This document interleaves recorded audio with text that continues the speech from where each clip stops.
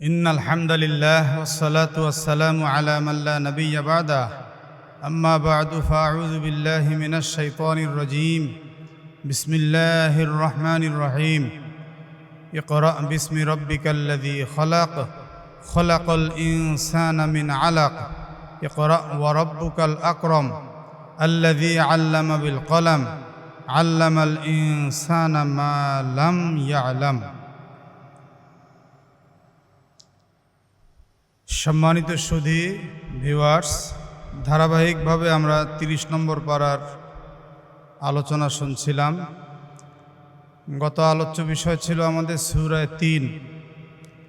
সূরা 3-এর পরে আজকের আলোচ্য বিষয় সূরাতুল আলাক।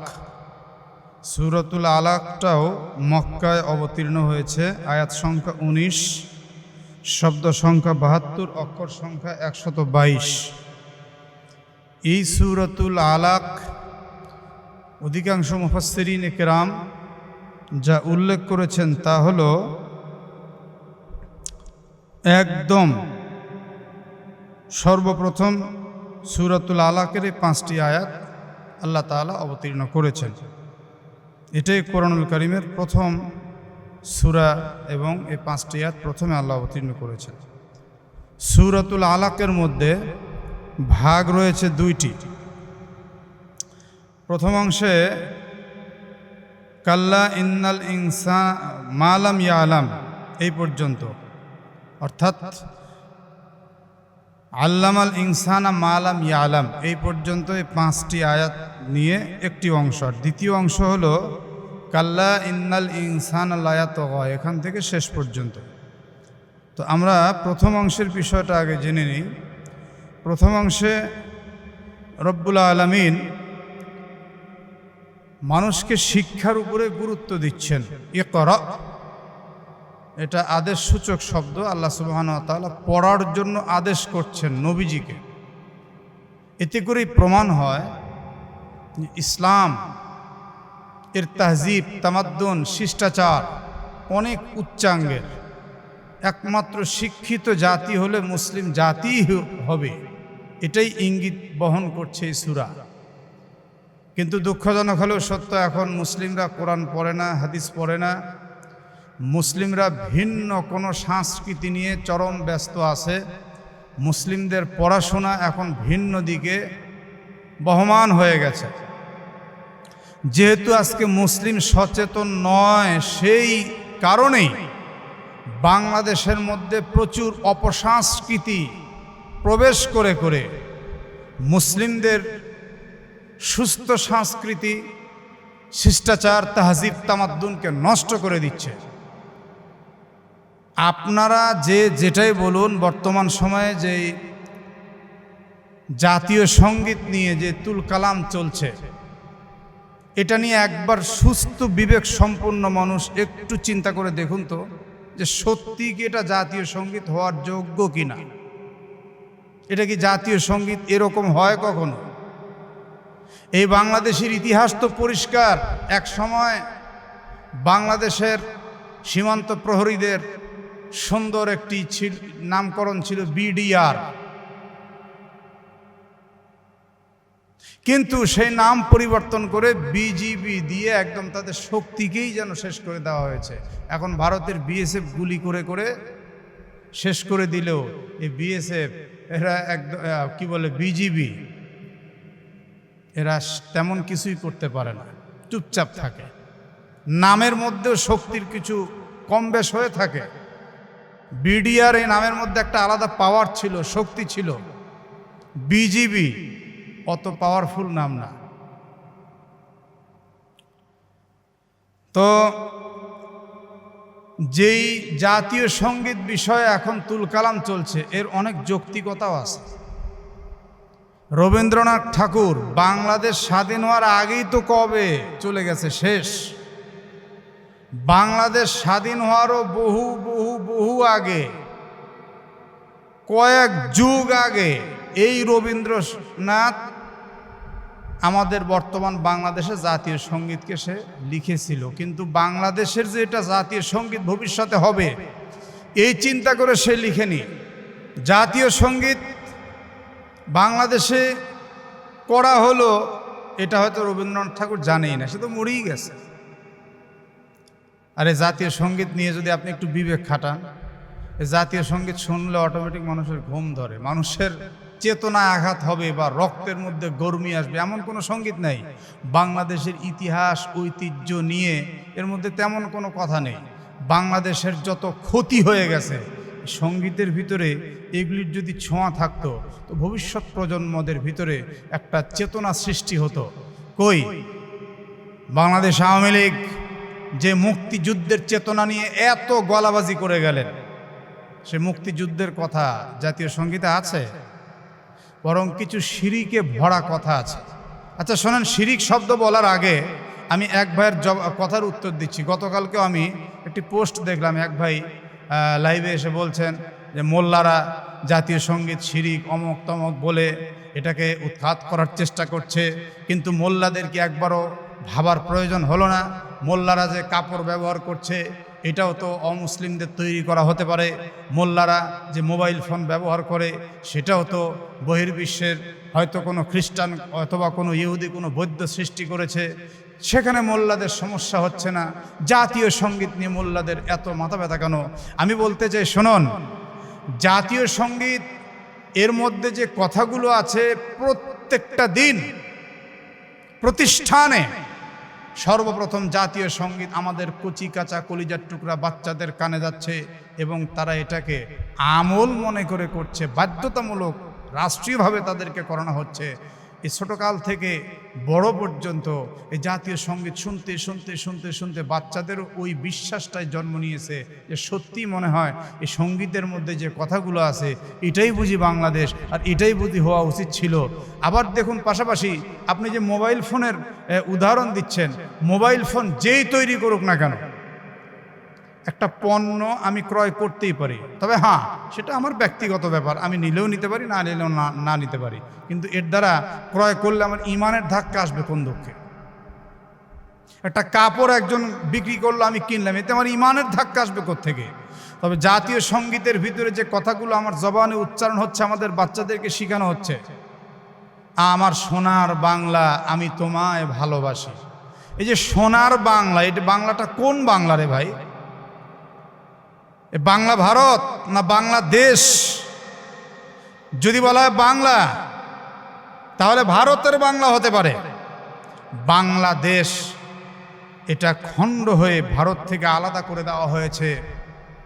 যে সময় রবীন্দ্রনাথ ঠাকুর বেঁচে ছিল, সেই সময় রবীন্দ্রনাথ ঠাকুর বাংলাদেশকে ঘৃণা করেছে, বাংলাদেশকে ঘৃণা করে বলেছে বাংলাদেশের মানুষ মূর্খ, ঢাকা বিশ্ববিদ্যালয়ের মতো বিশ্ববিদ্যালয় বাংলাদেশে প্রয়োজন নেই, এটা ভারতে করা হোক, কলকাতায় করা হোক। যে সদা সর্বদা ঢাকা বিশ্ববিদ্যালয়ের এবং বাংলাদেশের মানুষকে অশিক্ষিত বলে গালমন্দ করতে পারে, তার লেখা সঙ্গীত কোন যুক্তিতে বাংলাদেশের জাতীয় সঙ্গীত হয়? আপনারা হয়তো বলবেন এটা বলার দ্বারা তেমন কি বা হবে, পরিবর্তন হবে কি হবে না, সেটা পরিবর্তন হবে কি হবে না পরের কথা। কিন্তু আজ আমি বলবো, আরেকজন বলবে, আরেকজন বলবে, বলতে বলতে একসময় মানুষ সচেতন হবে, এটা নিয়ে হয়তো একসময় মানুষ ফুঁসে উঠবে। মানুষকে সচেতন করার লক্ষ্যে আমি বলে যাচ্ছি, পরিবর্তন হওয়া না হওয়া আল্লাহ করবেন কি করবেন না সেটা আমরা জানি না। তবে শুনুন, এই যে এর পরের যে আর একটা প্যারা আছে, তোমার আকাশ তোমার বাতাস আমার প্রাণে বাজায় বাঁশি, সম্পূর্ণ সেরিকি কথা। তোমার আকাশ তোমার বাতাস ও মা আমার প্রাণে বাজায় বাঁশি, ও মা এ মা, ও মা এ মা কার মারে? মাটা কার? কার মা? রবীন্দ্রনাথ ঠাকুর মা হিসেবে বিশ্বাস করলে তার দেবতাকেই মা হিসেবে বিশ্বাস করতে পারে। মা কালী, মা দুর্গা, মা মনসা, এই তো তাদের মা। একজন হিন্দু মা বলে কি বুঝাতে চায়, এটার ব্যাখ্যাটা কি? আপনারা হয়তো বলতে পারেন যে এর ব্যাখ্যা আপনার মাথায় ধরবে না। আরে ভাই, আল্লাহর কোরআন যদি মানুষ বুঝে, আল্লাহর চাইতে রবীন্দ্রনাথ ঠাকুর নাউজুবিল্লাহ বড় হতে পারে না, তার ব্যাখ্যা আমার বোঝার দরকার নেই। অস্পষ্ট বিষয় আমার বাচ্চাদেরকে আমি শিখাতে চাই না। তোমার আকাশ তোমার বাতাস, এ তোমার আকাশ বলতে মায়ের আকাশ মায়ের বাতাস, নাউজুবিল্লাহ। আসমানের স্রষ্টা তো আল্লাহ, বাতাসের স্রষ্টাও আল্লাহ। তো ওই আকাশ আর ওই বাতাস আমার প্রাণে বাঁশি বাজায়, এই বাঁশি আমার প্রাণে বাজলে এটা আমি কোন ধরনের শিক্ষার দিকে যাচ্ছি? সুতরাং এই বর্তমান জাতীয় সঙ্গীত পরিবর্তনের ঘোর দাবি জানাচ্ছি এবং আমি সকল জাতি বর্ণ নির্বিশেষে সবাইকে অনুরোধ জানাচ্ছি আওয়াজ তোলার জন্য। জাতীয় সঙ্গীত এমন তৈরি হোক যে জাতীয় সঙ্গীতের মধ্যে থাকবে বাংলাদেশ বিভাজনের ইতিহাসের এমন ছোঁয়া, যাতে এক শব্দে বোঝা যায়, দুই শব্দে বোঝা যায়। বাংলাদেশের মুক্তিযুদ্ধের চেতনার ছোঁয়া থাকবে জাতীয় সঙ্গীতে। সেই রফিক, শফিক, সালাম, বরকত, আব্দুল জব্বার এদের চেতনা থাকবে জাতীয় সঙ্গীতে। এবং 2024 সালে ছাত্রদেরকে যে গণহত্যা করা হলো, রক্ত দিয়ে হুলি খেলা হলো, এই ধরনের চেতনামূলক কথা থাকতে হবে জাতীয় সঙ্গীতে। যেই জাতীয় সঙ্গীত শুনলে, যেই জাতীয় সঙ্গীত বললে পরবর্তী প্রজন্মরা বাংলার ইতিহাস সম্বন্ধে এক বাক্যে এক সঙ্গীতের মধ্যে জেনে যাবে, এমন একটা সঙ্গীত যেন বাংলাদেশে হয় এবং সেটা আমাদের বলতেও ভালো লাগবে এবং বারবার বাংলার ঐতিহ্য ইতিহাসকে আমাদেরকে স্মরণ করিয়ে দিবে। আরে এমন এক সঙ্গীত, আমের গ্রানে আমের বনে কি কয় না কমনে শুনতে শুনতে করে ঘুমিয়ে গেছে মানুষ। এই ঘুমন্ত জিনিস দিয়ে মানুষের রক্তের যেই গরমি আরও ঠান্ডা হয়ে যাবে। বাংলাদেশের মানুষ তখন মার খাইতে দ্বিধাবোধ করবে না। এমন চেতনাহীন কোনো সঙ্গীত আমরা চাই না। আমরা চাই এমন সঙ্গীত যে সঙ্গীত মানুষের ভিতরে চেতনার সৃষ্টি করে, মানুষকে উদ্বুদ্ধ করে, দেশ প্রেম মানুষের মধ্যে বারংবার জাগরিত হয়, মানুষ যেন বলিষ্ঠ কণ্ঠস্বর হয়। এমন চেতনা শক্তির একটি জাতীয় সঙ্গীত আমরা চাই। পৃথিবীর বিভিন্ন দেশে জাতীয় সঙ্গীত পরিবর্তন একাধিকবার হয়েছে। বিভিন্ন দেশের ইতিহাস তালাশ করলে দেখা যায় প্রয়োজনে সঙ্গীত চেঞ্জ হতে পারে, এটা তেমন কোনো বিষয়ই না। এটা নিয়ে তর্ক বিতর্ক করার কি আছে? এই জাতীয় সঙ্গীত নিয়ে এর আগেও বহু মানুষের বহু রকম প্রশ্ন এসেছে। তো দেশের যে কোনো বিষয় তো জনগণের কল্যাণেই হওয়া উচিত। তো জনগণ যেটা চাবে না সেটা কেন থাকবে? আমি এটা বিবেকবানদের উপরে আর যারা ক্ষমতায় বসে আছেন তাদের উপরে প্রশ্নটা ছড়ে দিলাম অবজারভেশন করার জন্য। আমি অনুরোধ করছি এবং এই শিরিকযুক্ত একটি জাতীয় সঙ্গীত, আর যে রবীন্দ্রনাথ ঠাকুর ছাত্রদের বিরোধিতা করেছে, ঢাকা বিশ্ববিদ্যালয়ের বিরোধিতা করেছে, বাংলাদেশের মানুষের বিরোধিতা করেছে, সে ভারতের রবীন্দ্রনাথ ঠাকুরের জাতীয় সঙ্গীত জাতীয় হিসাবে জাতীয়তার পরিচয়ে চলতে থাকবে। যে ভারত বাংলাদেশকে সব সময় বাঁকা চোখে দেখে, বন্যার পানি দিয়ে ডুবিয়ে দিতে চায়, বাঁধ খুলে খুলে বাংলাকে শেষ করতে চায়, যখন তখন বাংলাদেশকে আঘাত করে শেষ করতে চায়, সে ভারতের প্রোডাক্ট রবীন্দ্রনাথ ঠাকুরের এই সঙ্গীত আমরা জাতীয় সঙ্গীত হিসাবে অন্তত আমি মানতে পারলাম না। কে মানতে পারবেন না পারবেন আমার জানা নেই, তবে আমি অনুরোধ করব এই সঙ্গীতটাকে চেঞ্জ করা হোক। আমাদের বহু প্রতিভাবান কবিরা আছেন, তাদেরকে বলুন তারা যেন নতুন করে সঙ্গীত, জাতীয় সঙ্গীত লিখে। দেখবেন অনেক কবিদের থেকে অনেক সঙ্গীত যখন আসবে তখন সেখান থেকে একটা চয়ন করে বা সংমিশ্রণ করে একটা দাঁড় করানো অনেক সহজ হবে। যেইটা সঙ্গীত হিসাবে, জাতীয় সঙ্গীত হিসাবে আমরা এখন দেখছি, এটা রবীন্দ্রনাথ কখনো জাতীয় সঙ্গীত হিসাবে লিখেও নেই, কারণ সে তো বহু আগে মরেই গেছে। সে কি করে বুঝলো যে এটা বাংলাদেশের জাতীয় সঙ্গীত হবে? কে বা কাহারা কোন দিন এটাকে জাতীয় সঙ্গীত হিসাবে লিখে পরিচয় করে দিয়েছে, বাস সেটা এখন বলবৎ হয়ে গেছে। আর এটা নিয়ে অনেকের এখন জ্বালা যন্ত্রণা, পরিবর্তনের কথা শুনলে কলিজার মধ্যে একটা খামসা লাগা। আহা রে, তোমার এই খামসা খামসির দরকার নেই, মানুষকে সচেতন হতে হবে। সুতরাং আমি সূরাতুল আলাক থেকে যা বুঝতে পারছি, মুসলমান হবে সচেতন জাতি, মুসলিম হবে শিক্ষিত জাতি, মুসলিম হবে জ্ঞান ও বিজ্ঞানে সর্বোচ্চ অবস্থানে থাকা এক জাতি। কিন্তু মুসলিমরা এখন কোরআন পড়ে না, হাদিস পড়ে না, ইতিহাস ঐতিহ্য নিয়ে তারা জ্ঞান চর্চা করে না। অথচ কোরআনুল কারীমে আল্লাহ সুবহানাহু ওয়া তাআলা রব্বুল আলামিন সর্বপ্রথম তার নবীকে হুকুম দিয়েছেন, ইকরা, আপনি পড়ুন। এ ব্যাপারে বুখারী শরীফের হাদিসের মধ্যে আসছে যে আল্লাহর হাবিব সাল্লাল্লাহু আলাইহি ওয়াসাল্লাম তিনি হেরা গুহায় ধ্যানমগ্ন থাকতেন। হ্যাঁ, সত্যের সন্ধানের জন্য তিনি ধ্যান করতেন। একসময় আল্লাহ তাআলা জিবরিল ফেরেশতাকে পাঠিয়ে দিলেন। জিবরিল ফেরেশতা এসে তাকে দাঁড় করিয়ে বললেন, ইকরা ইয়া মুহাম্মদ, হে মুহাম্মদ সাল্লাল্লাহু আলাইহি সাল্লাম আপনি পড়ুন। মুহাম্মদ সাল্লাল্লাহু আলাইহি সাল্লাম বলেন, আমি তো পড়তে জানি না।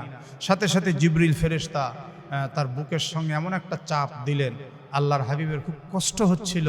চাপ দিয়ে ছেড়ে দেওয়ার পরে আবার বললেন, ইকরা ইয়া মুহাম্মদ, হে মুহাম্মদ সাল্লাল্লাহু আলাইহি সাল্লাম আপনি পড়ুন। হুজুর একই উত্তর দিলেন, আমি তো পড়া জানি না। এবার দ্বিতীয়বার আবার চাপ দিলেন, দেওয়ার পরে ছেড়ে দিলে বললেন, আপনি পড়ুন হে মুহাম্মদ সাল্লাল্লাহু আলাইহি সাল্লাম। হুজুর একই জবাব দিলেন, আমি তো পড়া জানি না। তৃতীয়বার আবার যখন চাপ দিয়ে ছেড়ে দিলেন, দেওয়ার পরে বললেন, ইকরা ইয়া মুহাম্মদ, হে মুহাম্মদ সাল্লাল্লাহু আলাইহি সাল্লাম আপনি পড়ুন। তখন হুজুর বললেন, আমি কি পড়ব? সুবহানাল্লাহ। বিসমি রব্বিকাল্লাযী খলাক, আপনি পড়ুন আপনার রবের নামে। আল্লাযী খলাক, যিনি সৃষ্টি করেছেন। সূরাতুল আলাকের এই প্রথম আয়াত একদম সুস্পষ্টভাবে হুকুম দিয়ে দিচ্ছে, শিক্ষা একমাত্র রবভিত্তিক হওয়া উচিত। আল্লাযী খলাক, যিনি সৃষ্টি করেছেন, সৃষ্টিকর্তার নামেই শিক্ষা হওয়া উচিত। আর শিক্ষার শুরুটাও ইসমি রব্বিক, রবের নামেই শুরু হওয়া উচিত। আমার এই বক্তব্য শোনার পরে কারো মাথা ব্যথা, কারো বুক ব্যথা হলে আমার কিছু করার নেই। আমার রবের কোরআনের আয়াত আমি বলছি। আপনারা যে আমেরিকাকে আইডল মনে করেন, তো সে আমেরিকাতেও খেয়াল করে দেখেন না, সে আমেরিকাতে এখন বহু অমুসলিম মুসলিম হয়ে যাচ্ছে, প্রতিদিন হচ্ছে। বড় বড় গির্জা ভেঙে সেখানে মসজিদ হয়ে যাচ্ছে। কোথাও বা আবার গির্জার অবয়ব ঠিকই আছে, কিন্তু ভিতরে মসজিদ, নামাজ হচ্ছে। নিউ ইয়র্কের মতো জায়গায় দাওরায়ে হাদিস মাদ্রাসা হয়েছে, সেখানে বুখারীর দার্স হচ্ছে। আপনি এখান থেকে খালি জ্বালা যন্ত্রণায় মরে যাচ্ছেন। আপনার জ্বালা যন্ত্রণায় কোনো যায় আসে না। আপনি কি একটাবার খেয়াল করে দেখেছেন, বাংলাদেশে 52 বছরে যা হয়নি এবার তা হয়েছে? ধর্ম মন্ত্রণালয়ে একজন যোগ্য আলেম আফামা খালিদ সাহেব হুজুর, তিনি ধর্ম মন্ত্রণালয়ের প্রধান দায়িত্বে এসেছেন, যেটা বাংলাদেশের 52 বছরের ইতিহাসে হয়নি। আর আপনার খালি জ্বলতেছে জ্বলতেছে মৌলবাদ মৌলবাদ বলে আপনার মাথা নষ্ট হয়ে যাচ্ছে। কিছু দল এখন আবার বক্তব্য দিচ্ছেন, মৌলবাদীদেরকে ক্ষমতায় আসতে দেওয়া হবে না। বাপরে, মনে হচ্ছে ক্ষমতা তুমি তিলের খাজার মতো চেবে খাবা, তুমি একমাত্র ক্ষমতায় যাবা, আর কেউ ক্ষমতায় যেতে পারবে না। তুমি যা বললে মৌলবাদীদেরকে ক্ষমতায় যেতে দেওয়া হবে না, মৌলবাদ, এ মৌলবাদ শব্দের অর্থটা তুমি যদি বুঝতে, এটা তুমি বলতেই না। মৌলবাদ কাকে বলা হয়? যে কোন ধর্মের মৌলের উপরে অবস্থান করে তাকে মৌলবাদ বলে। এখন যদি মৌলবাদ মানে কেউ মনে করে হুজুর, সে বড় মূর্খ, বড় ভুল করেছে। শুনে রাখুন, যদি কেউ হিন্দু ধর্মের মৌলের উপরে অবস্থান করে তাকে হিন্দু মৌলবাদ বলা হয়। খ্রিস্টান ধর্মের মৌলের উপরে যদি কেউ অবস্থান করে থাকে তাকে খ্রিস্টান মৌলবাদ বলা হয়। ইহুদি মৌলবাদ, বৌদ্ধ মৌলবাদ। অনুরূপভাবে কেউ যদি ইসলামের মৌলের উপরে, ঈমানের মৌলের উপরে থাকে, আলম তারা কাইফা দারাবাল্লাহু মাসালান কালিমাতান তাইয়্যিবা কাশাজারাতিন তাইয়্যিবা আসলুহা সাবিতুন ওয়া ফারউহা ফিস সামা তুতি উকুলাহা কুল্লা হিনিন বিইذনি রাব্বিহা ওয়া ইয়াদরিবুল্লাহুল আমসালা লিন-নাস। কেউ যদি ঈমানের মৌলের উপরে থাকে, কালিমার মৌলের উপরে থাকে, তো সে ইসলামিক মৌলবাদ। তো যদি কেউ এক শব্দে বলে মৌলবাদ নিপাত যাক, মৌলবাদের আস্তানা ভেঙে দাও, গুড়িয়ে দাও, সে বোকার স্বর্গে বসবাস করেছে। সে কিন্তু হিন্দু মৌলবাদ, মানে এই মৌলবাদ বলে সে হিন্দুদেরকে আঘাত করেছে, বৌদ্ধদেরকে আঘাত করেছে, খ্রিস্টানদেরকে আঘাত করেছে, ইহুদিদেরকে আঘাত করেছে, মুসলমানদেরকে তো আঘাত অবশ্যই করেছে। মৌলবাদ মানে টুপিওয়ালা নয়, মৌলবাদ মানে দাড়িওয়ালা নয়, মৌলবাদ মানে লম্বা জামাওয়ালা নয়, মৌলবাদ মানে শুধু মুসলিম নয়। মৌলবাদ মৌলের উপরে, যে যে ধর্মের মৌলের উপরে থাকুক, সে কিন্তু সেই ধর্মের উপরেই মৌলবাদ। খ্রিস্টান মৌলবাদ, ইহুদি হিন্দু মৌলবাদ হতেই পারে। তো মৌলবাদ নিয়ে এত চুলকানি, আপনি আগে বোঝেন মৌলবাদ কি জিনিস। তারপরেও আপনার যে অনুভূতিটাকে আমি বলছি, আপনি হয়তো বোঝাতে চাচ্ছেন যে কোনো হুজুর মুজুর এই ধর্মের দোহাই দিয়ে এই নির্বাচনে রাজনীতিতে আসতে পারবে না। এটাতে ছিল এক সময়ের অন্ধকার যুগের স্লোগান। বলে হুজুররা খালি মসজিদ মাদ্রাসা সামলাবে আর আমরা রাজনীতি নামক সেই গরুর যে হাড্ডিটা ওইটা আমরা খালি চুষবো। বাবা, আপনাকে বুঝতে হবে বাংলাদেশের 52 বছরের ইতিহাসে ধর্ম মন্ত্রণালয়ে প্রধান যিনি হয়েছেন এত বড় একজন আলেম আফামা খালিদ হোসেন হুজুর ডক্টর, এটা ইতিপূর্বে হয়নি। তার মানে বাতাস কিন্তু উল্টো দিকে বওয়া শুরু হয়েছে অলরেডি। সচেতন হতে হবে, বুঝতে হবে। তা আমার কথা নিয়ে কারো যদি গা জ্বলে সমস্যা নেই। আল্লাহ তাআলা রব ভিত্তিক শিক্ষার জন্য বলেছেন, যিনি সৃষ্টিকর্তা, শিক্ষা শুরু হবে তার নামে। এই জন্য আমি অনুরোধ করব, আপনার শিশুকে বাল্যকাল থেকে নুরানিতে শিক্ষা দেন, কোরআনের শিক্ষা দেন, ধর্মীয় শিক্ষায় শিক্ষিত করুন। আপনার সন্তানকে রবভিত্তিক শিক্ষায় সচেতন করুন। সঙ্গে সঙ্গে অবশ্যই সমাজ বিজ্ঞান, ভূগোল, ইংরেজি যে কোনো ভাষার উপরে সে পাণ্ডিত্য অর্জন করবে, কোনো নিষেধ নেই। কিন্তু অবশ্যই রবের কোরআন যেন সন্তানের থেকে দূরে সরে না যায়, এ ব্যাপারে পিতামাতা সচেতন হতে হবে।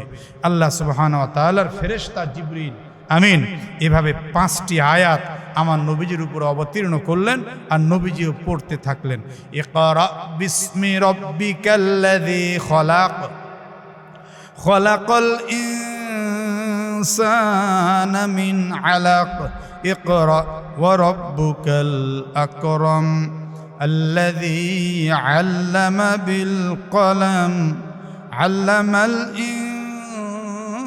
ইনসানা মা লাম ইয়ালাম। এই 5টি আয়াত আল্লাহ সুবহানাহু ওয়া তাআলা অবতীর্ণ করে দিলেন। নবীজি 5টি আয়াত শুনে নিয়ে চুপচাপ বাড়ির দিকে রওনা দিলেন। জিবরিল আমিনও চলে গেলেন। বাড়িতে যাওয়ার পরে রসুল আরবি সাল্লাল্লাহু আলাইহি সাল্লাম খাদিজাতুল কুবরা রাদিয়াল্লাহু আনহাকে ডেকে বললেন, খাদিজা জাম্মিলুনি জাম্মিলুনি, আমাকে ঢেকে দেন, ঢেকে দেন, আমার গায়ে জ্বর চলে আসছে, আমি ভয় পেয়েছি। খাদিজাতুল কুবরা বলেন, আপনি কি দেখে ভয় পেলেন? তখন উনি আদ্যপ্রান্ত সব খুলে বললেন। খুলে বলার পরে হযরতুল খাদিজা সান্ত্বনা দিয়ে বললেন, আপনার কোনো অনিষ্ট কখনোই হতে পারে না, আপনি ভয় পাবেন না, আপনি সদা সত্যের উপরে চলেন, আপনি মানুষের উপকার করেন, আপনি মিথ্যা বলেন না, আপনি কারো জমি জবরদখল করেন না, আপনি কারো সম্পদের আত্মসাৎ করেন না, আপনার অনিষ্ট হতেই পারে না। পরের দিন খাদিজাতুল কুবরা রাদিয়াল্লাহু আনহার চাচাতো ভাই ওয়ারাকা ইবনে নাওফেল তার কাছে নিয়ে গেলেন। উনি একজন ধর্মযাজক ছিলেন। তিনি আরবির উপরেও পাণ্ডিত্য অর্জন করেছিলেন এবং হিব্রু ভাষাতেও তিনি পাণ্ডিত্য অর্জন করেছিলেন। তিনি অত্যন্ত বিজ্ঞ একজন মানুষ ছিলেন। তো আল্লাহর হাবিবের কাছে ওয়ারাকা ইবনে নাওফেল প্রশ্ন করলেন যে, বেটা ভাই ওয়ারাকা ইবনে নাওফেল আল্লাহর রসুলকে প্রশ্ন করলেন যে, আচ্ছা তুমি কি দেখেছো আমাকে বলো তো। তো সব আল্লাহ রসুল যখন হুবহু শোনালেন, এবার বললেন যে, আচ্ছা সে তোমাকে কি বলেছে কথাগুলো একটু শোনাও। তো আল্লাহর হাবিব সাল্লাল্লাহু আলাইহি সাল্লাম এই প্রথম থেকে 5টি আয়াত শুনিয়ে দিলেন। শুনিয়ে দেওয়ার পরে এবার ওয়ারাকা ইবনে নাওফেল ভয়ে ভীত সন্ত্রস্ত হয়ে বললেন, হ্যাঁ আমি যদি আরও হায়াত পেতাম তো অবশ্যই তোমার সেই দিনকে গ্রহণ করতাম। আমি চোখে দেখি না, অন্ধ হয়ে গিয়েছি, আফসোস তোমাকে নিয়ে, এবং আমার ভয় হচ্ছে না জানি মূসা এবং ঈসা নবীর মতো তোমাকেও এই দেশের মানুষ কষ্ট দেয়, না জানি তোমাকেও এখান থেকে বিতাড়িত হতে হয়। তো আল্লাহর হাবিব বললেন, কেন বিতাড়িত হতে হবে? বলে, হ্যাঁ তোমাকে এ দেশ থেকে বিতাড়িত হতে হবে। যে কেউ এই ফেরেশতার ছোঁয়া পেয়েছে, অর্থাৎ মূসা নবী এই জিবরিল ফেরেশতার ছোঁয়া পেয়েছে, ঈসা নবীও পেয়েছে, পূর্বের সমস্ত নবীরাই এই জিবরিলের সাক্ষাৎ পেয়েছে, তুমিও পেয়েছো। এই ফেরেশতারা যার কাছে আসবে আর যাকে নবুয়ত দেওয়া হবে অবশ্যই সে কিন্তু এরকম কষ্টের শিকার হয়ে যাবে, তুমিও প্রস্তুত থাকো। আল্লাহর হাবিব সাল্লাল্লাহু আলাইহি ওয়াসাল্লাম তখন থেকে দাওয়াতের কাজ শুরু করলেন। আর মক্কা মুআজ্জামার মধ্যে আল্লাহর হাবিব সাল্লাল্লাহু আলাইহি ওয়াসাল্লাম মানুষের কানে কানে এই কোরআনুল কারীমের আওয়াজকে পৌঁছে দিতে থাকলেন। এক পর্যায়ে আমরা কথা বলতে বলতে এর শানে নুজুলের দিকে অনেক দূরে চলে গিয়েছি। আসুন আমরা শব্দের তর্জমাগুলো জেনে নিচ্ছি। আল্লাহ তাআলা 1 নম্বর আয়াতের পরে আরো বলছেন, খলাকাল ইনসানা মিন আলাক, সৃষ্টি করেছেন মানুষকে মিন আলাক, জমাট বাঁধা রক্ত থেকে। এখানে জমাট বাঁধা রক্ত বলা হলেও অন্যান্য আয়াতের মধ্যে আল্লাহ তাআলা নুতফার কথা উল্লেখ করেছেন, অর্থাৎ নাপাক পানি যেটা। সূরা দাহরের মধ্যে আল্লাহ বলছেন, হাল আতা আলাল ইনসানি হিনুম মিনাদ দাহরি লাম ইয়াকুন শাইআম মাযকুরা ইন্না খলাকনাল ইনসানা মিন নুতফাতিন আমশাজ। এই যে নুতফা, সূরাতুল মুমিনুন 18 নম্বর পারার প্রথমে যে পৃষ্ঠা, এখানেই যদি পৃষ্ঠার অর্ধেকের পরে তেলাওয়াত করা হয় একের পর এক, দেখা যাবে যে মানুষের এই মায়ের গর্ভে সম্পূর্ণতায় পৌঁছাতে 7টি পরিবর্তন হয়। প্রথমে নুতফা, এই শুক্র, এখান থেকে তারপরে রক্ত, জমাট বাঁধা রক্ত, রক্তের পরে গোশত, এইভাবে আস্তে আস্তে পরিবর্তন হয়। তো যেহেতু আমাদের আলোচ্য বিষয় সূরাতুল আলাক, তো আমরা এতটুকু বুঝে নিচ্ছি যে আল্লাহ সুবহানাহু ওয়া তাআলা জমাট বাঁধা রক্ত থেকে মানুষকে সৃষ্টি করেছেন, একটা পূর্ণ অবয়বের মধ্যে নিয়ে এসেছেন। এরপরে আল্লাহ তাআলা বলছেন, ইকরা, পড়ুন, রব্বুকা, এবং আপনার রব, আল আকরম, বড়ই অনুগ্রহশীল। অর্থাৎ আপনাকে দয়া করে মায়া করে তিনি সৃষ্টি করে পৃথিবীতে এনেছেন, আর আপনি তার নামে পড়াশোনা না করে, শিক্ষিত না হয়ে আপনার মধ্যে আপনি নাস্তিক্যবাদকে লালন করবেন, ওই রবীন্দ্রনাথ ঠাকুরের চিন্তা চেতনাকে লালন করবেন, ওই লালন শাহের চিন্তা চেতনাকে আপনি ভিতরে স্থান করবেন, আর যত রকম অপসংস্কৃতিকে আপনি সংস্কৃতি হিসাবে চালিয়ে দেওয়ার চেষ্টা করবেন। আল্লাহ তাআলা এটা করতে বলেননি। আল্লাহ বলছেন, অনুগ্রহশীল যে রব তোমাকে সৃষ্টি করেছেন, পড়লে তার নামেই পড়ো। আল্লাযী আল্লামা বিল কলাম, যিনি আল্লামা শিক্ষা দিয়েছেন, বিল কলাম, কলমের সাহায্যে। সুবহানাল্লাহ। এই যে কলম দিয়ে আমরা লেখাপড়া করি, বড় বড় বিদ্বান হই, কোরআনে সেই কথা বলেছেন আল্লাহ তাআলা 1500 বছর আগে। অতএব হুজুর দেখলে, টুপিওয়ালা দেখলেই আনসোশাল, অভদ্র বলে গালমন্দ করা, এই চিন্তার পরিবর্তন করতে হবে। আল্লামাল ইনসানা মা লাম ইয়ালাম, মানুষকে শিক্ষা দিয়েছেন এমন কিছু বিষয় যা মানুষ জানতই না। লাম ইয়ালাম, এই যে ভাষা, বর্ণ, যা আমরা কেউই জানতাম না। বাংলা বলেন, চাইনিজ বলেন, মালয় বলেন, ইংলিশ বলেন, পশতু বলেন, উর্দু বলেন, ফার্সি বলেন, আরবি বলেন, হিব্রু বলেন, ইব্রানি বলেন, যত ভাষা পৃথিবীতে আছে, হাজার হাজার ভাষা, কে জানতো এই ভাষা? মা লাম ইয়ালাম, আল্লাহ তাআলা জানিয়েছেন, বুঝিয়েছেন।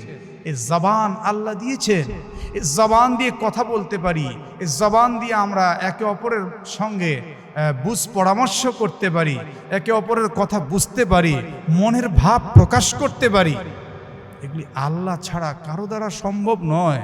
কই, মানব সমাজের মধ্যেই তো যুগ যুগ ধরে একটা কুকুর বসবাস করছে, সে কুকুর তো কথা বলে না মানুষের সঙ্গে স্পষ্ট ভাষায়।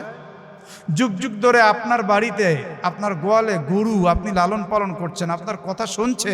কই, কখনোই তো গরু কখনোই আমার আপনার মতো ভাষা উল্লেখ করতে পারছে না, মনের ভাব মানুষের মতো কথা দিয়ে প্রকাশ করতে পারছে না। এখান থেকে বুঝে নিতে হবে একমাত্র রব্বুল আলামিন, তিনিই তো আমাদেরকে অজানা জিনিস শিক্ষা দিয়েছেন। এই 5টি আয়াত যখন অবতীর্ণ হলো, রসুল আরবি সাল্লাল্লাহু আলাইহি সাল্লাম বারংবার এই আয়াতগুলো তেলাওয়াত করেন এবং এগুলো দিয়ে তিনি নামাজ পড়তে থাকেন, নামাজের মধ্যেও তেলাওয়াত করতে থাকেন। তো যে সময় জানতোই না, আল্লাহর হাবিব সাল্লাল্লাহু আলাইহি সাল্লাম এই 5টি আয়াত নিয়ে দ্বীনের দাওয়াত দিচ্ছেন।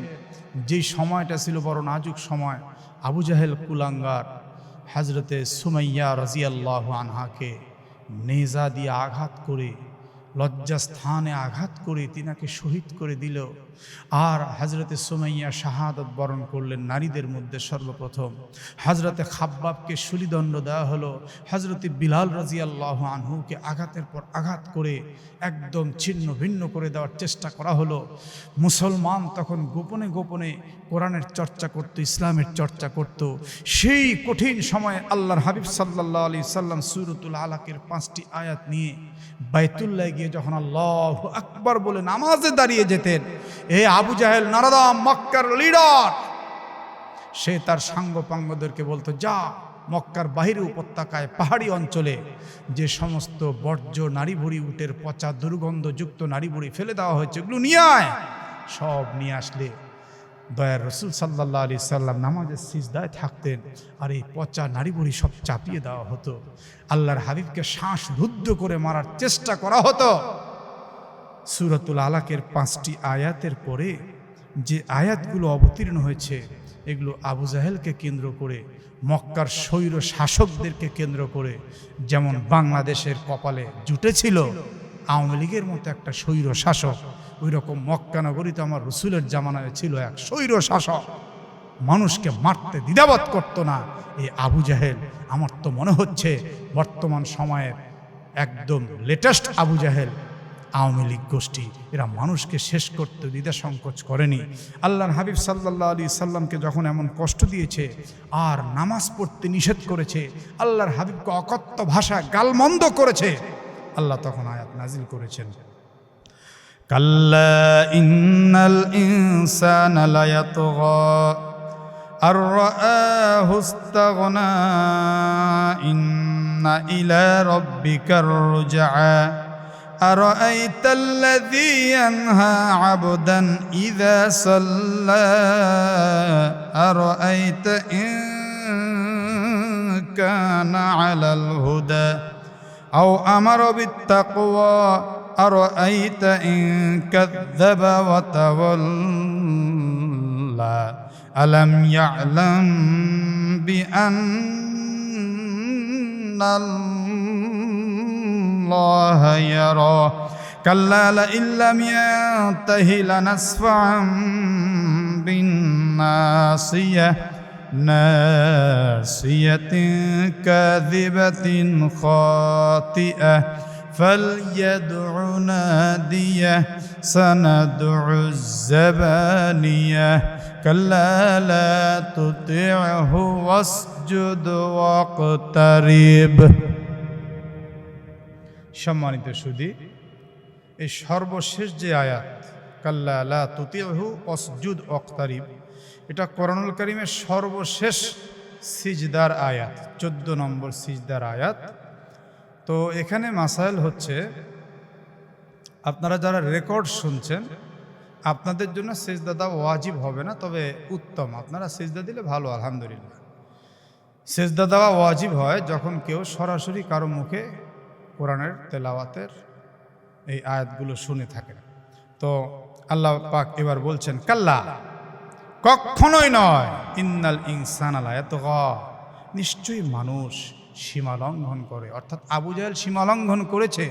আমার রসুল সে ইবাদতে লিপ্ত, কোরআনের দাওয়াতে লিপ্ত, আর আবু জাহেল সীমা লঙ্ঘন করে তাকে গালাগালি করছে, মুসলমানদেরকে হত্যা করছে, আমার রসুলকে শ্বাসরুদ্ধ করে মেরে ফেলার চেষ্টা করছে। মানুষকে আমি দয়া করেছি, আর সে মানুষ এমন অসৎ আচরণ করতে পারে। আর আহুস্তাগনা, আল্লাহ বলছেন এরকম অসৎ আচরণ আর সীমালঙ্ঘন মানুষ এজন্যই করে যে সে নিজেকে ইস্তাগনা, সমৃদ্ধশালী মনে করে, স্বয়ং সম্পূর্ণ মনে করে, সে নিজেকে একদম অভাব মুক্ত মনে করে। আরে ভাই, একমাত্র তো অভাব মুক্ত হতে পারে হযরতে আল্লাহ সুবহানাহু ওয়া তাআলা। আল্লাহ ছাড়া তো অভাব মুক্ত আর কেউ হতে পারে না। আল্লাহ তাআলার কাছে আমরা তো মুখাপেক্ষী, আমরা তো মুহতাজ। এরপরে আল্লাহ তাবারাক ওয়া তাআলা জানিয়ে দিচ্ছেন, ইন্না ইলা রাব্বিকার রুজআ, নিশ্চয়ই তোমার রবের দিকেই প্রত্যাবর্তন হবে। যতই লাফালাফি করো, মরতে হবে, হাসর হবে, জান্নাত আছে, জাহান্নাম আছে, আসতেই হবে আমার কাছে। আর আইতাল্লাযী ইয়ানহা, তুমি কি দেখেছো গো নবীজি, আল্লাযী ইয়ানহা, যে নিষেধ করে। এখন কে নিষেধ করে? তাফসীরে লেখা হয়েছে হুয়া আবু জাহলিন, সে হলো আবু জাহেল। নিষেধ করে, কি নিষেধ করে? আবুদান ইদা সাল্লা, কাকে নিষেধ করে? আবুদান, এমন একজন বান্দাকে। আবদান বলে কোন বান্দা? আল্লাহ তাআলা বলছেন হুয়া নবিয়্যু সাল্লাল্লাহু আলাইহি ওয়াসাল্লাম। মুফাসসিরিনে কেরামের ব্যাখ্যা উল্লেখ করেছেন আবদান বলতে মুহাম্মদ সাল্লাল্লাহু আলাইহি সাল্লামকে বোঝানো হয়েছে। অর্থাৎ আল্লাহর হাবিব সাল্লাল্লাহু আলাইহি সাল্লাম এমন একজন বান্দা, এমন একজন সাদামাটা নিরীহ মানুষ ছিলেন, তিনি যখন ইদা সাল্লা, সালাত আদায় করতেন, নামাজ আদায় করতেন, ইয়ানহা, আবু জাহেল তখন নিষেধ করত, আয় মুহাম্মদ, এই যে তুমি আজকে মাকাম ইব্রাহিমে নামাজে দাঁড়াচ্ছ, খবরদার, আমি তোমাকে মানা করেছি, নিষেধ করেছি, তুমি এখানে নামাজ পড়বে না। আল্লাহর হাবিব বলেন, আল্লাহর ঘর তো সবার জন্য সমান, সবার জন্য উন্মুক্ত, তুমি আমাকে এখানে ইবাদত করতে নিষেধ করতে পারো না। আবু জাহেল নিষেধ করে আল্লাহর হাবিবের উপরে গালমন্দ করছে এবং শ্বাসরুদ্ধ করে মেরে ফেলার চেষ্টা করেছে। আল্লাহ তাআলা জানিয়ে দিচ্ছেন, আর আইতা ইন কানা আলাল হুদা, আবু জাহেল রে, তুমি কি দেখেছো? যদিও তোমার দেখার মধ্যে একরকম, কিন্তু আলাল হুদা, সে তো হেদায়েতের উপরে আছে। আও আমার হবে তাকওয়া, অথবা সে তো আদেশ করছে মানুষকে তাকওয়া। কাল্লা, সাবধান, লা ইল্লাম ইয়ানতাহি লানাসফা'আন বিন-নাসিয়া, অবশ্যই যদি তুমি আবু জাহেল বিরত না হও, সে আবু জাহেল যদি বিরত না হয় গো রাসূল, লানাসফা'আন, আমি টেনে ধরবো, অবশ্যই টেনে ধরবো, বিন-নাসিয়া, মাথার সামনের চুল। অর্থাৎ আল্লাহ তাআলা তাকে টেনে ধরে মজা দেখাবেন। কেমনে? নাসিয়াতিন কাযিবাতিন খাতিয়া, নাসিয়া, আমি তো তার মাথার সামনের চুল ধরে টানবো, যে চুলের মধ্যে রয়েছে খাতিয়া, বহু পাপ, কাযিবা, হ্যাঁ, বহু মিথ্যা জর্জরিত। অর্থাৎ আল্লাহ তাআলা রূপকভাবে বুঝাচ্ছেন যে তার প্রতিটি পশমের গোড়ায় গোড়ায় পাপ পঙ্কিলতার মিথ্যা দিয়ে ভরা। সে আবু জাহেল আমার রসুলকে গালমন্দ করে কিসের জ্ঞান দিবে?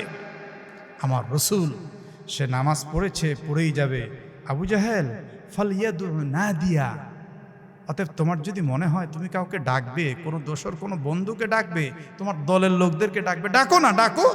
সানাদু আয-যাবানিয়া, অচিরেই আমিও ডাকবো আয-যাবানিয়া, জাহান্নামের প্রহরীদেরকে। তখন দেখবো তোমার ক্ষমতার বাহাদুরি কত। কাল্লা, সাবধান, লা তুতিহু, তার অনুসরণ করবে না। ওয়াসজুদ, বরং সিজদা করো আল্লাহর জন্য। ওয়াকতারিব, নৈকট্য অর্জন করো। এখানে অসজুদ ওয়াকতারিব বলে আল্লাহ তাআলা বুঝাচ্ছেন সিজদার মাধ্যমেই আল্লাহর নৈকট্য হাসিল করা সম্ভব। সুতরাং এই সিজদার জন্য, সালাতের জন্য, নামাজের জন্য, ইবাদতের জন্য যুগে যুগে যত আবু জাহেল গোষ্ঠী আসুক না কেন, নিষেধ যতই করুক না কেন, ইবাদত বন্ধ করা যাবে না। ও আমার কলিজার টুকরা ভিউয়ার্স এবং সম্মানিত সুধী, সূরাতুল আলাক থেকে আমরা যা বুঝতে পারলাম, স্বৈর শাসকদের বিরুদ্ধে আল্লাহ নিজেও, আল্লাহর রসুল এবং স্বৈর শাসকদের বিরুদ্ধে আমাদেরও থাকতে হবে। স্বৈর শাসন কখনোই কোরআন সাপোর্ট করেনি, কিয়ামত পর্যন্ত কেউ করতেও পারে না। তবে হ্যাঁ, যারা স্বৈরাচার তারাই স্বৈরাচারদের সাপোর্ট করতে পারে, কোনো ভালো লোক স্বৈরাচারদের সাপোর্ট করতে পারে না। সুতরাং আমরা একটা নতুন নিউজ পাচ্ছি, এই অবিলম্বে ভারতে শেখ হাসিনার অবস্থানের মেয়াদ শেষ হতে যাচ্ছে। কোনো দেশ তাকে গ্রহণ করতে চাচ্ছে না, সে বাংলাদেশেই আবার ফিরে আসতে হবে। এবং বিডিআর বিদ্রোহ থেকে শুরু করে হেফাজতে ইসলামের গণহত্যা থেকে শুরু করে 2024 সালের ছাত্রদের গণহত্যা থেকে শুরু করে সব ধরনের গুণ খুন হত্যার বিচার জাররা জাররা হতেই হবে বাংলার মাটিতে। তাছাড়া তো এটা হতেই পারে না, মেনে মানুষ নিতেই পারে না। আসতে হবে হাসিনাকে। এই স্বৈরাচারের পতন যেমন হয়েছে, আর এই স্বৈরাচার ক্ষমতায় থাকা অবস্থায় নিরীহ মানুষদেরকে ফাঁসির মঞ্চে ঝুলিয়ে ঝুলিয়ে শেষ করেছে, জেলখানার মধ্যে নিরীহ মানুষ মরে শেষ হয়ে গেছে, তাকেও অবশ্যই এই সমস্ত হত্যার দায়ে চরম সময় ব্যয় করতে হবে। আসুন আমরা বলিষ্ঠ কণ্ঠস্বর হই এবং আমাদের মধ্যে কোরআনের চেতনাকে সেট করার চেষ্টা করি। আল্লাহ রসুলের আদর্শকে আমরা আল্লাহর জমিনে বাস্তবায়ন করার চেষ্টা করি। আবু জাহেলের মতো লোকদের সঙ্গে আমরা না চলি। আল্লাহ ধমক দিয়ে বলেছেন, লা তুতিহু, তাদের অনুসরণ তোমরা করবা না। আমরা স্বৈরাচারদের কোনো অনুসরণ করব না। আমরা আলেম ওলামা, গুণীজন, বিজ্ঞজন, তাদের সঙ্গে আমরা চলবো, ইমানদারদের সঙ্গে চলবো, নামাজিদের সঙ্গে চলবো, যারা আল্লাহকে সিজদা করে আমরা তাদের সঙ্গে চলবো। আসুন আমরা সূরাতুল আলাকের আলোকে জীবনকে গঠন করার চেষ্টা করি। আল্লাহ আমাকে আমাদের সবাইকে আমলের তৌফিক দান করেন। আল্লাহুম্মা আমিন। আসসালামু আলাইকুম ওয়া রাহমাতুল্লাহি ওয়া বারাকাতুহু।